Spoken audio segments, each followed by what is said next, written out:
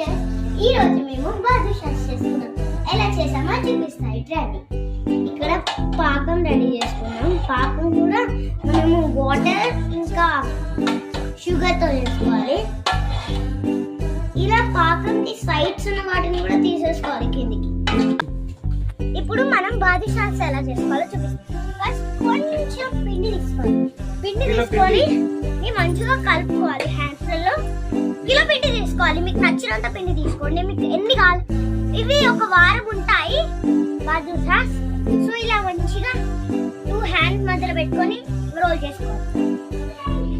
Role చేసుకున్నాక అవి ఉంటాయి కదా, వాటిని ఇలా కొట్టుకొని తమ్ మీద పెట్టుకొని ఇలా ప్రెస్ చేస్తే మన బాదుషాస్ రెడీ అండి. ఇప్పుడు ఇక్కడ మా తాత నూనెలో బాదుషాస్ ని వేయించుకున్నాడు. చెప్తాను. ఇదిగోండి, ఇది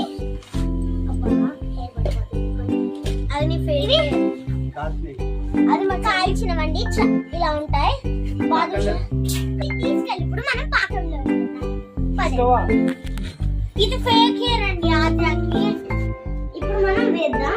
మమ్మీ దీంతో వేయాలా? Can you give it? నూనె ఒక్కొక్కటి వేసేద్దాము.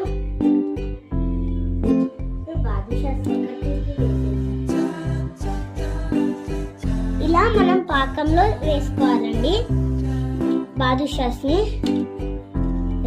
పాకంలో వేసుకొని 2 మినిట్స్ అయ్యాక తీసేయాలి. సో బాదుషాస్ చాలా మంచిగా, ఇదిగోండి ఇప్పుడు మీకు చూపిస్తాను రండి.